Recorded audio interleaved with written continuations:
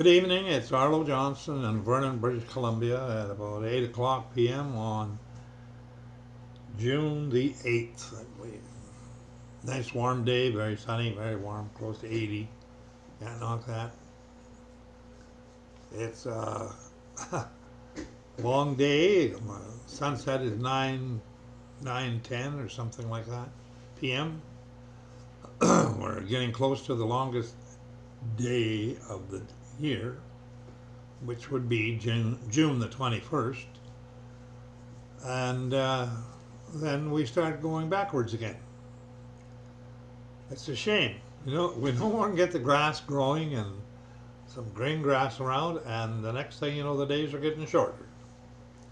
But actually, it seems to work out. I don't know. I wish it was a little later in the year, but that's the way it works. Anyway, this is chapter 1 of the chapter 1, and this chapter will be called the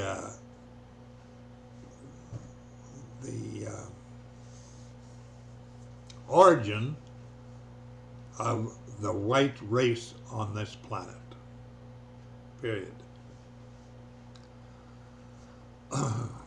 There's been books wrote about the 10 tribes of Israel, and it's never been connected, to the fact that God penalized them for breaking his law.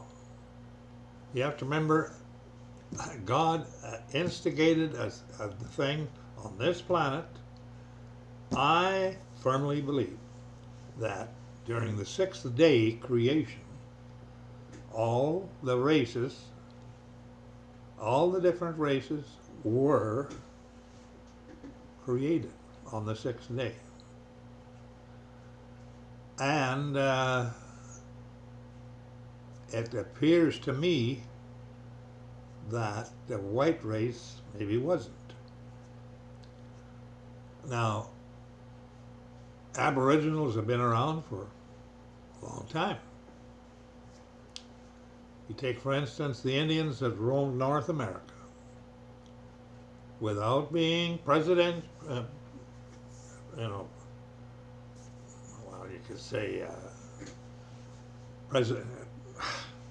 presidential, I guess. That's not the right word. But, no prejudice, non-prejudice.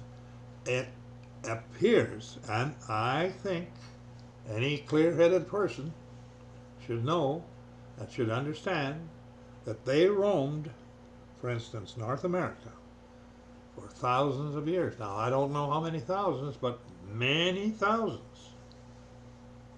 Many thousands.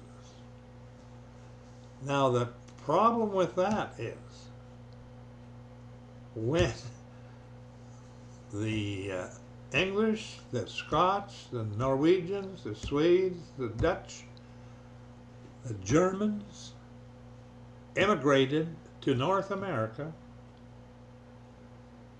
first. That was the first. We went to North America.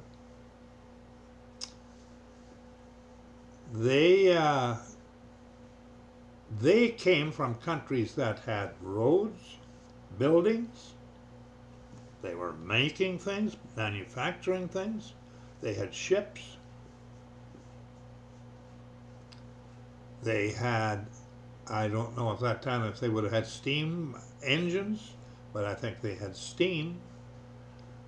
And they were factories making things. Little factories. They were not big factories. And they immigrated to this country they call North America. Now, when they got here, the Indians that roamed this great land hadn't built a stick of road, no infrastructure of any kind. They were hunters and fishers. That is how they lived. They lived off the land. They didn't possess the land. They occupied land and then moved and occupied other lands.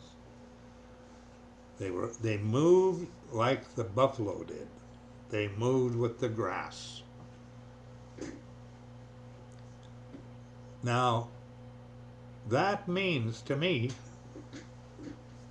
when God has a plan, it's a great plan. It's so great, it's beyond our understanding sometimes. But it appears to me that this was held in reserve for the children that he wanted to have on this planet, his future sons. Now,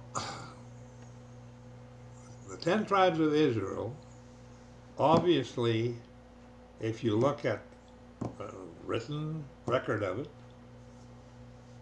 the northern 10 tribes they went off and they began to live like people do today.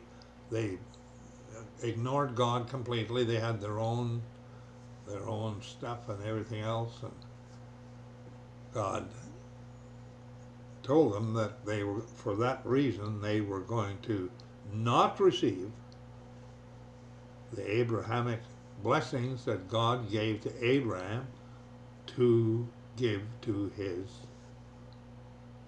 sons and his prodigy after him. These were promises God made directly to these people, especially to Abraham. And he said he would be a blessing to the world, and they would become like the sand of the sea. Well, you have to remember the reason for all this is that God arranged a universe for you and I to exist in. It has to be just right. Everything has to be just right. Weather conditions have to be just right. Temperature has to be just right. Seasons to feed people and whatever. And all the things that have to happen. Now, when God determined that the 10 tribes of Israel, the lost 10 tribes of Israel, were going to be punished by a hold back in their promise, in their promises, Abrahamic promises. They were going to be held back from that for 2,520 years. This Assyrians, not Syrians, Assyrians, God used the Assyrians to attack the 10 tribes of Israel, all of them, took them all captive, and took them out of Israel into Assyria, and there was 6 million of them at that time. So we got to think about this. 6 million in the year, whatever that year was, I don't know. But they brought them all over. Obviously, they didn't kill them. And they were acting in God's timetable. Well, they didn't know that, I suppose, but they did. Now, during that 2,520 years, they traveled west, slowly moving west through one area after another until they got into the Caucasian mountains, and I don't know, into Russia or northern China or where. I mean, they went all through that area, and they were supposed to be have been you know, great horsemen, great with horses and stuff like that. Now they kept going west, west, west, west, west, moving, moving, moving. God said in his writings and told his prophets, he said, they will forget, totally forget who they are. But when the time comes and the Abrahamic promise comes due, he said, I will sift them out of the nations. Now remember that. That's what he said. I will sift them out of the nations. Obviously the nations of Europe and Northern Europe and all through Scandinavia and British Isles and Norway, or Scotland, Ireland, England. Now, the promise here is that he was going to give them a promise after their penalty. He's very, very fair in that. Now, during that time, they multiplied. They must have multiplied and multiplied till become millions. Now, there's records, I suppose there's records because people have wrote about this or whatever, and they claim that in Germany alone, there was approximately 4 million people immigrated out of Germany into North America in, I don't know, 1700s, 1800s. And not one of them was round-faced Assyrian type German. They were all oval-shaped Norse-looking skulls. That was the skulls of obviously, of the 10 tribes of Israel. Now, the round-faced skulls stayed, the Nordic skulls left. They all thought they were German. Now,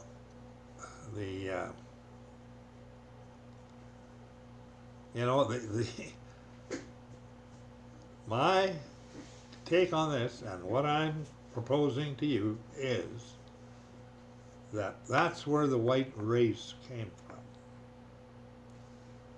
I don't know where else it could have come from.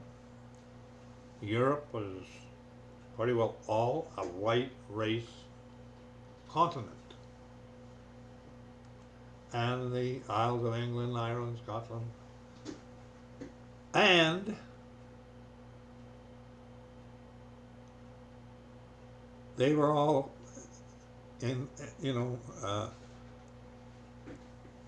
infiltrated, or whatever you want to call it, by them developing and building in Europe, and then immigrating to North America. And this was the culmination of the Abrahamic promise. That promise was riches, land, wealth. It said, I believe it said, like, the riches of the deep, the riches of the womb, the riches of, I forget how many things it said there. But they ended up, this white race people, and it didn't matter whether you're from Ukraine or Germany or Norway or Sweden or England or Dutch, Holland or Ireland, they were white race. Nobody thought about that at the time. There was nothing new about that. But now, when you look at it, North America was held in abeyance for them all these years. Because that's what happened. It's not maybe it was this or that. We're talking about history. That is what happened. Canada became a white race nation. United States was a white race nation. Australia was a white race nation. South Africa wasn't totally white, but it was run by the white people there because they took it over. And I don't know what else, but in North America, Australia, Europe was the best land in the world. Now the land, it appears to me that all the riches come from the land. I was born and raised in Alberta, Canada, in the parkland area of central Alberta, where the black dirt is like, and our farm was 3 feet deep. And you could grow crops like crazy there. And I've been away from there now for over 60 years. I went back here a couple of years ago, whatever, during the summertime. I think it was in about July. And I drove down the same road that I drove on for 20 years or 18, 20 years before I left home. From where my dad's farm, where our farm was, into town to Halix, which is 6 miles into town, and go by all these farms every time I drove by. It was all farms. And I drive by there 60 years later. I drive by the same field, same farm, and the crop is like 3 or 4 feet high, thick as hair on a dog, still producing. Just as good or ever. You can't say that that doesn't produce wealth. It does. It absolutely produces wealth. A grain of wheat dies and produces 100 year after year. 100 to 1.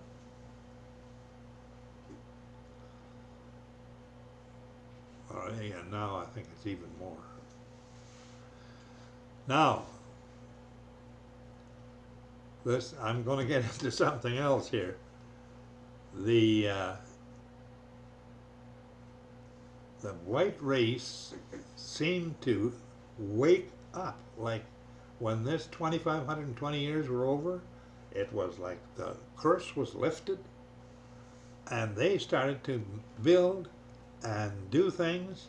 Industrial revolution kind of started then, and steam engines, ships, boats, railroads, and our good friends in North America were still roaming around. Now they want to collect their land. Well, they lived on it. It wasn't their land. White race has just been, pretty generous, I know. In this country, right here where I live, it's millions of dollars after millions of dollars goes to the Indian bands. They don't work. Government supports them in many different ways. I shouldn't say don't. Some of them want to work. Now,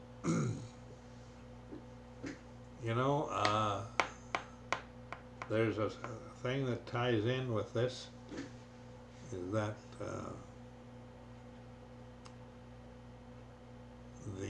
this has been going on now like what, 500 years, How about that? 1700 is 3. We're now into 2024. That's 500 years. And I believe our cycle is just about over. you realize, and this is in the Bible, there's no getting around it,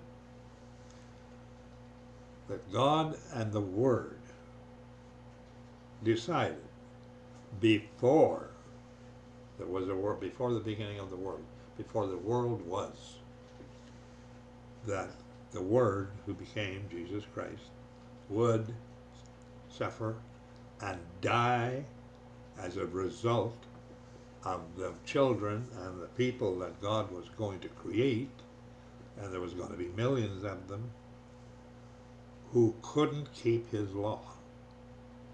And the penalty for not keeping his law is death. Now, if all his sons and all his children are breaking his law, and he's a just God, and he has to kill them all, how is he going to get his sons for his kingdom? So Christ agreed before there was anything that he would pay the price for God's children who would break his holy law. That's exactly what happened. Now we're at the point where this is all now winding down. And it appears to me like it's been going along. The world was running fairly, I would say, fairly decent and law-abiding and whatever else for a long time until the last, 20 years? And it's gone. Just doom, boom, boom, boom, boom, boom. Right now, it's scraping the bottom of the barrel. And people say, well, this can't go on. Oh, well, it can go on. And God is going to most likely allow it to go on because people have broken all his laws. And when people break laws, there are penalties. Now, Jesus said that the last thing he said when he lifted off, how he lifts off, how he did, how it happens. People just say, oh, he lifted and went to heaven. How did that happen? What kind of propulsion deal or magnetic deal is this that you just go? But anyway, when he was lifting off, he said, don't be deceived. That was the big thing. And that is the thing. As I sit here and talk to you today, we are being deceived wholesale. That wasn't that bad 10 years ago or 15 years ago. It's just like it's being refined. Now, people say, oh, it can't go on like this, Well, it can go on like this, and it will get worse. And God said there will be a tribulation, and there will be 1/3 of the people of this planet will die. Well, I prefer to believe what he says. Only what he says, not what anyone else says. And I would suggest to you that if you believe what God has said through his prophets and whatever in the Bible, and believe totally what Jesus Christ said in the 3.5 years that he was here and preached on earth. And he got ready for the crucifixion to pay the penalty. And because the problem is, the whole world is being deceived as I speak. There's no question about that. The whole world is blind to the fact that they're being deceived. They believe what they're told because they don't know anything different. Why shouldn't they believe that? They have no basis for not believing it. There's no other no other news of some kind. Very little anyway. So the business of being deceived is great, and it's going to hit this band of people on this planet, this generation, this little narrow band of generational people now. They're the ones that are going to be hit hard. Not the thousands of generations previous, all the way up, not them. Not the people who have died, there's not going to bother them. But right now, the people that are living right now, at say 20 to 30 years old or something, they're the ones that are going to be hit hard. Very hard.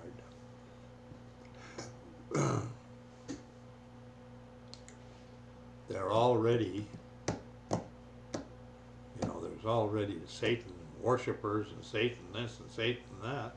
I mean, they have statues to Satan in some places in the States. And they have satanic churches and satanic groups. And they're protected because, we have to be even-handed. Yeah. Now, the book of Revelation is an eye-opener to anyone that wants to know what's going on, what's going to happen, and when. It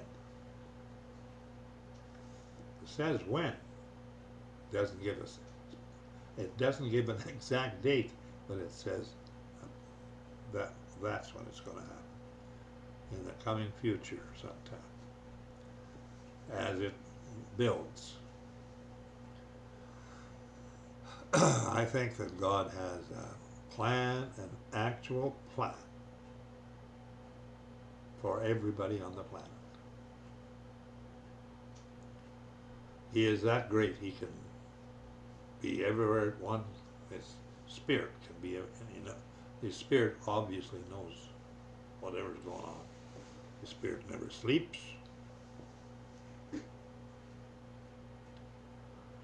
He's given directions in the book of Revelation, about chapter 20, which you'd be well to read. And you can find there the dimensions of the city that Jesus Christ talked about.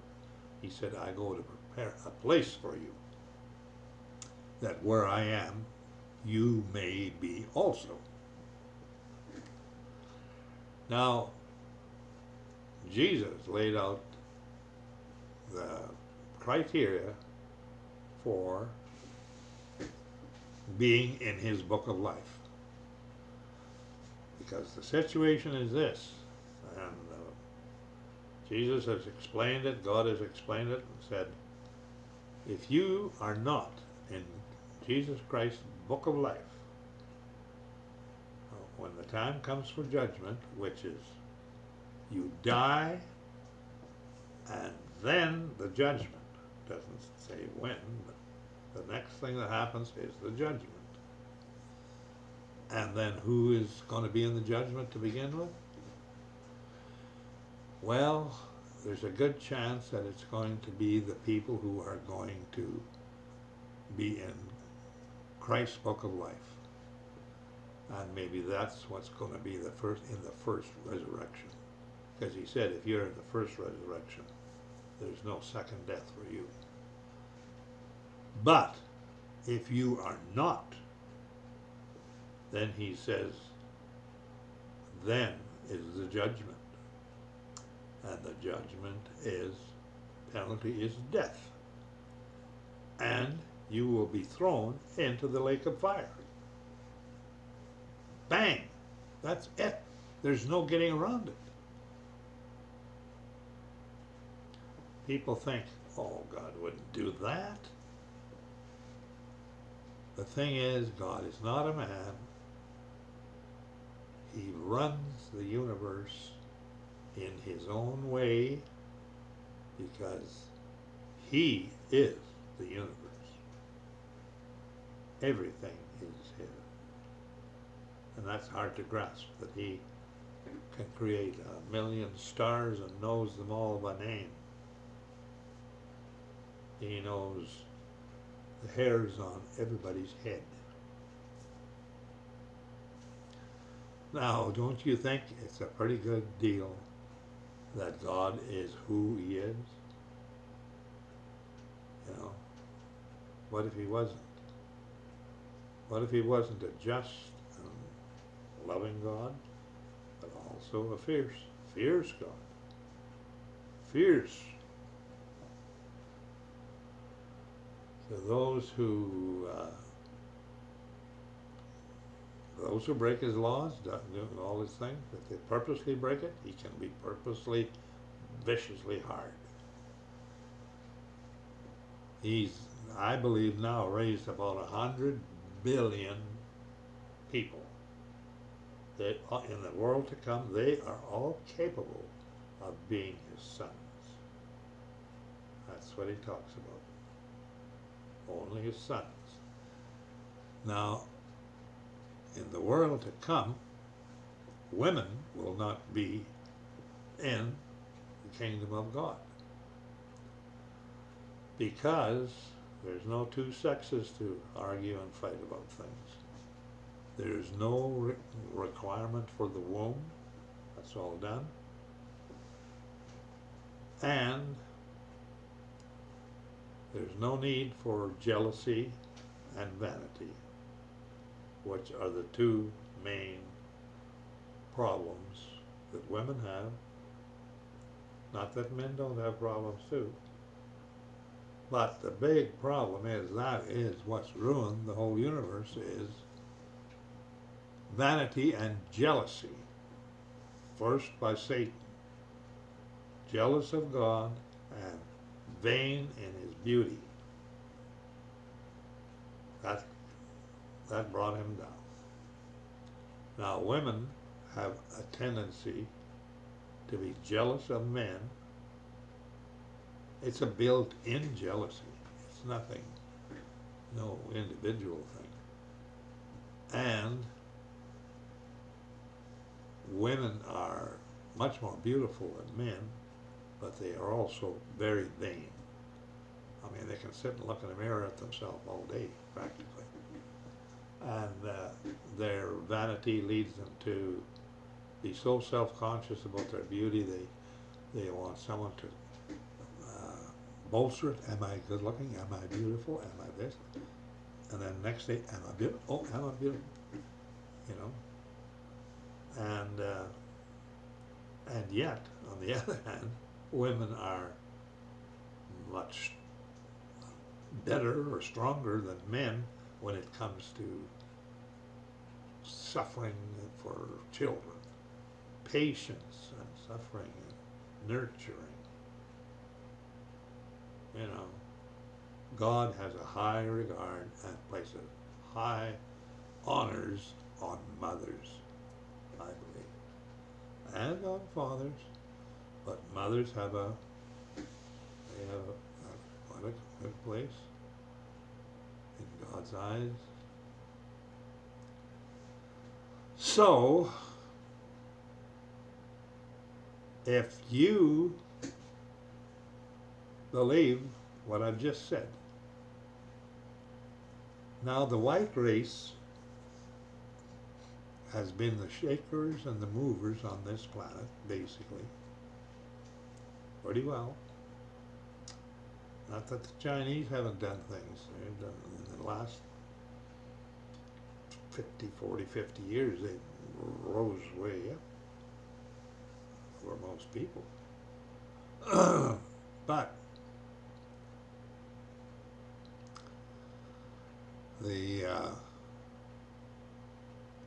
if you read the book of Revelation, I'll tell you that. That is an eye-opener like you wouldn't believe. In there, it talks about, now, this is God's kingdom. 1,500 miles square and 1,500 miles high. That's His final city that will ever be in this universe. And it'll be peopled by all his children who he's going to resurrect. You've got to be pretty powerful to do these things. The building he's talking about is too big for this planet. Nobody knew that, or didn't talk about it. They didn't realize it until just lately. The four gates, and there's a gate on each side, or 3 gates on each side. There's 12 gates for the 12 tribes of Israel. How do you like that? Not anybody else. The 12 foundations are named after the 12 apostles. And there's other things too that relate to the Israelites, his white race people. Now, people are going to say, well, that's racist. Why are you going to have the white race running everybody? And obviously, that's who it's going to be. Now, that's going to twist the nose on a lot of people when they understand that. But I guess it's so different that people will be totally blown away. They won't recall what went on this planet in this life. That will not be in a memory. There will be no memory of that. I understand, though, that there will be some recognition of people, each other. Now, I don't know where it says that or what, but that's the general feeling I get from reading things. Now, you have to remember this is the absolute pinnacle of existence in this universe will be to be a son of God, living with the creator of the universe forever. Now this planet, to handle the city of God, is going to have to increase in volume. People are telling me that it's going to have to increase about 360 times in size. Now, that, in a way, is beyond what we can visualize. But, on the other hand, who is going to be residing there? This big planet, this big city, is the one and only creator of the universe and his son. They are the government of God, along with the Holy Spirit. And so it's going to be a big place. He says there will be no more sea. I've gone on, quite a few cruises and whatever, and I just mesmerized by sitting out on the Lido deck and looking at the water. Here we're going through all this water. Water, water, water. Where did it all come from? Like, how did it all get here? It would have to be created by God Almighty in one big swoop. And when you consider that water is such an element, we take it for granted. Man, do we ever. But it can be gas, it can be ice, solid, and it can be liquid. And we're made out of it. We are about 70% water. We're basically a walking blob of water and fat and minerals and whatever else in a body that God created and made a system to replicate over and over and over. An actual system. The man carries the sperm, which is the spark of life. Can't argue about that. There's no life unless the man delivers the sperm, which is like the carrier of all the instructions that go into that egg and start to build another human being. And there has to be instructions in there instantly to say, where does this cell go? And where does that cell go? Oh, can you imagine such a thing? You know, they use electron something or whatever it's called, microscopes. And they'll take a look at a cell. And then they'll expand the cell, you know, starting with a small area, and pull it apart about like the size of a football field in relation to it. And inside that is a whole bunch of more, all kinds of things, not cells. They're like little pieces of motors and this and that and all kinds of things that run this cell. You know, it is so amazing. I guess, and I'm starting to believe that that is what's going to generate all the interest and the beautiful living expectations that people will have forever in a forever universe. They'll never be bored anymore, ever, because God is unlimited. You know, like he says things like the mind of man has never even dreamt of or considered what God has planned for them. Now, that just says it in a nutshell. And what he's saying is that you're not going to be bored. And what a promise. Now, when you read and hear something like that, and you look around and you listen and you see people who say, "Yeah, no such thing, I don't believe in God, don't believe in this." Now we got a whole generation that says, we don't believe in God. That's sad. That's sad. That's very sad.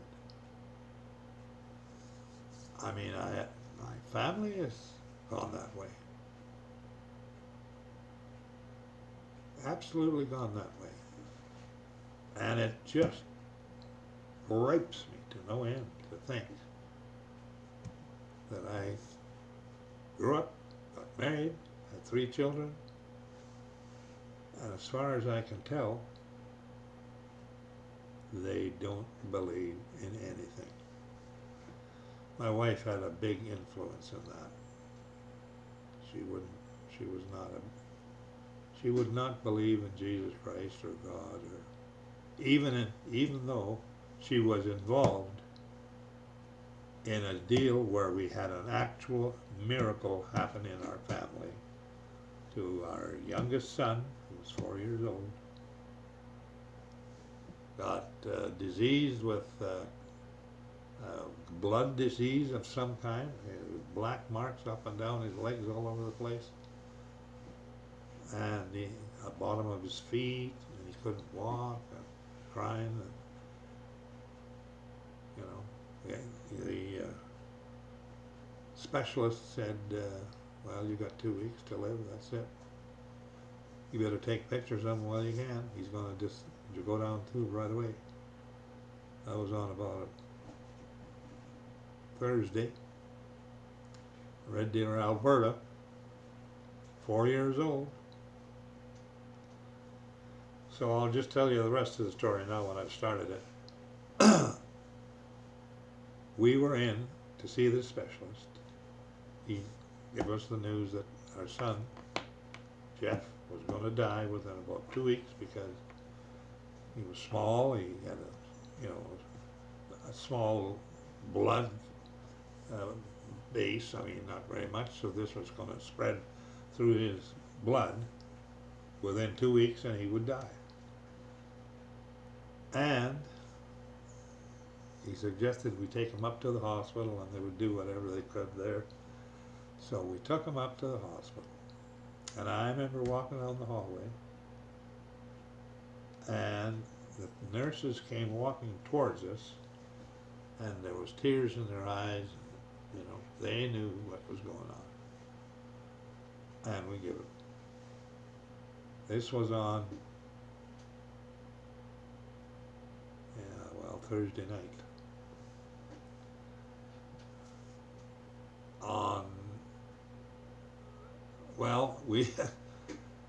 My wife just collapsed when he told her that, and she was beside herself. And he quickly whipped out some pills of some kind and gave her medication to calm her down. And it calmed her down. Didn't give me anything. I just sat there and looking, and it didn't give me anything. Now, we took the boy up to the hospital, dropped him off at the hospital, and headed back to Rocky Mountain House, 50 miles. And my wife's just staring out the window in the car and just no idea what, she was just out of it. And I was driving along, and I was not feeling very happy. I mean, now I'll just tell you what I did. I pulled, just leaving Red Deer, and on the left-hand side was a building, and it was a liquor store. So I pulled into the liquor store, went in there and bought a Mickey a rye. Pulled out on the highway, and I went again. And I kind of nursed that Mickey the 50 miles into Rocky Mountain House. By the time I got there, it was done. I just drank it up. And that, I guess, sort of helped me settle me down a little bit. We got home. The first thing she did was run in the house and started pulling pictures out from everywhere she could find and dumping them on the bed. And going through was going to find pictures of Jeff. Well, I told her, I said, look, I said, God does say that if two of you believe and ask for something, that God will grant it. I said, do you believe that? Oh, yes. Well, I thought, I don't know if you do or not, but I said, let's do that. So we got down beside the bed, put our hands on the bed, and we both said, please, God, we're both in agreement. We would like that you would interfere with this thing and save our son from the terrible disease that he has. We ask it in Jesus' name, amen. And that was it. I got up and I went down to a shop I had in Rocky Mountain House. I had this building, and in the building I had a dry cleaning plant. I was working for a pipeline company. I had a little office down there with a phone in it, and I went in there. This was like about 6:30 at night. It was getting dark. And I had basically a little cubbyhole office just with a kind of a bit of a desk thing in there under the stairway. I went in there, got on the phone, because I remembered hearing about this guy, and I used to listen to him on the radio at night when I was driving around in the oil fields. And his name was Max Solbrecken in Edmonton, Alberta. He was a fiery preacher, I guess you'd say. Anyway, I remember hearing him saying he was having this big crusade in the Jubilee Auditorium in Edmonton, and I thought it was that day. And as I looked up the number, I called the Jubilee Auditorium, asked for Max Salbrecken, and she said, yes, he's here. I'll get him for you. And I just sat there and I started to shake. I was really nervous. He come on the phone, he said, what can I do for you? So I told him, I said, my son's in Red Deer, and the doctor said he's only got 2 weeks to live, and I would ask you to pray for him if there's any possibility of that. And he says, yes. He said, I will do that. We'll have 700 people here, he said, in the next hour. Will be 700 people here in the Jubilee Auditorium. And he said, I will ask them all to pray for your son, Jeffrey, in the Red Deer Hospital. But he said, you have to get down on your knees and say, follow me and say these words and do exactly as I say. So I said, yes, yes, yes. Got down on my knees in the dark, and I started to get really emotional.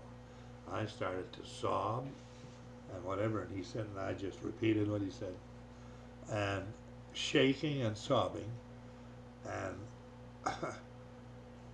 I just said, thank you very much. And he said, all right, God bless you, and we'll take it from here. And I got up from there. I went home. I don't think I said anything to my wife about it. The next morning, Friday,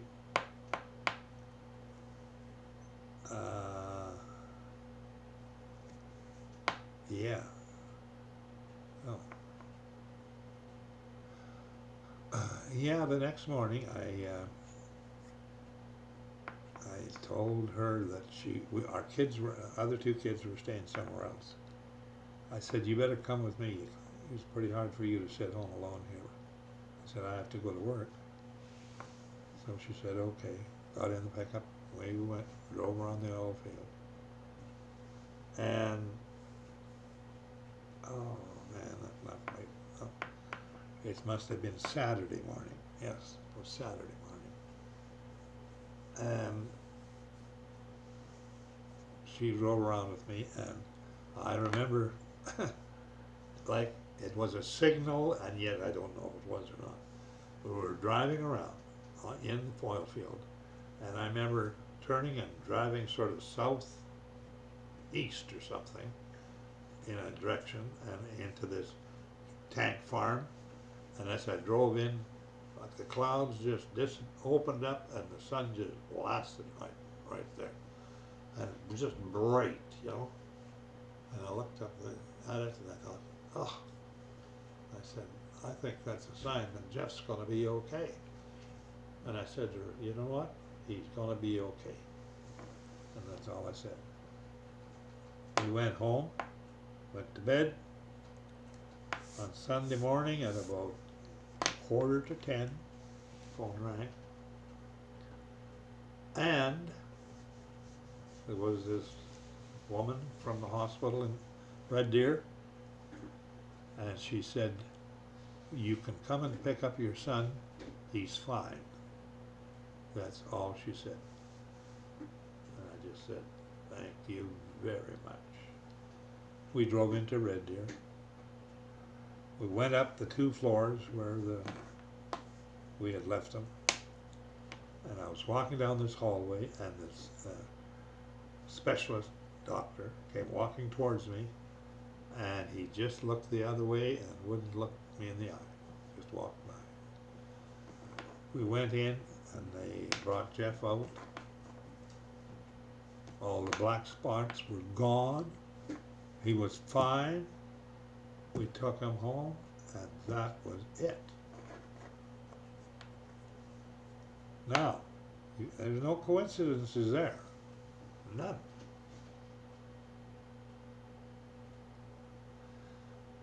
And I have thanked God many times for this. Many times. So,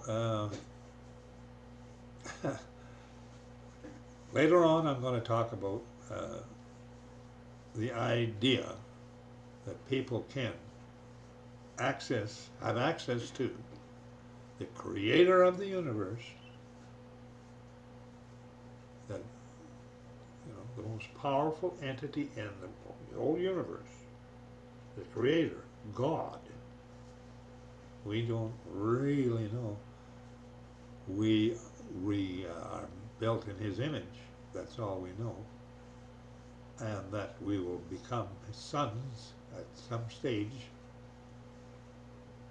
and that he's made arrangements for somebody to cover for us because we could not keep his laws. And he had to have it that way because we had to voluntarily want to be his son. We couldn't have, it was no other way to do it. So I'm pretty glad that God is in charge of things, that's for sure. And so should you be. We take a lot of things for granted. Totally for granted.